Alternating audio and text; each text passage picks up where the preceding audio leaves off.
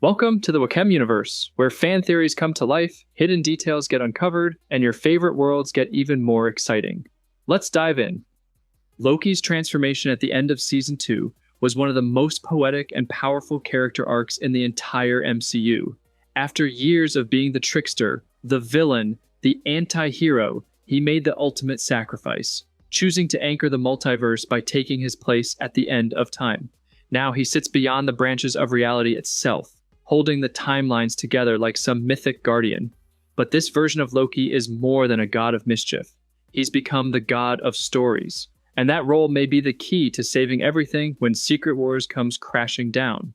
Let's set the stage. As the multiverse saga continues to unfold, we've seen the multiverse begin to crack under its own weight. From Loki to Spider-Man No Way Home to Doctor Strange Multiverse of Madness, the warning signs are everywhere. Timelines colliding, incursions, broken memory, variants bleeding into each other's realities. But there's one constant. Loki is the only one who remembers it all.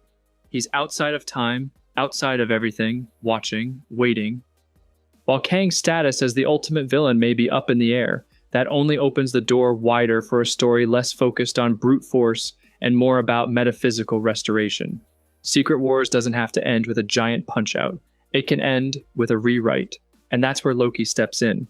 Imagine this. As we reach the climax of Secret Wars, the heroes are scattered, broken, and confused. Universes are bleeding together.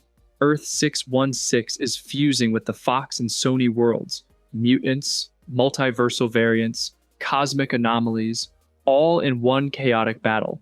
Doctor Doom is rising, reshaping reality with pure will, maybe even stealing power from the Beyonder or Kang's shattered remnants. But just when all seems lost, a ripple cuts through the madness. And there he is. Loki.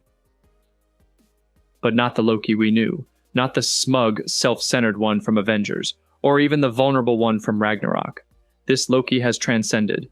He steps through time like a ghost through fog, weaving between collapsing realities. And with a touch, he begins restoring people's memories. Peter Parker remembers who he is. Wanda remembers her children. Strange sees the multiverse clearly again.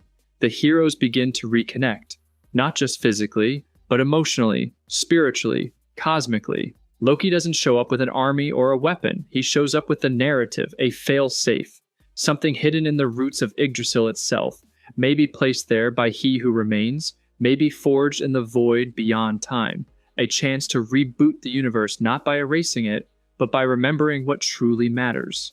Identity, connection, purpose. And this is what gives the MCU its soft reset. New actors can step in, old stories can be honored, and mutants can finally be woven into the fabric of Earth 616, all through a story thread that makes sense. It's not a cold reboot, it's a restoration. And Loki, as the god of stories, is the perfect figure to guide that transformation, because he's the only one who has seen the entire narrative. He knows how far the multiverse has fallen and how it might rise again.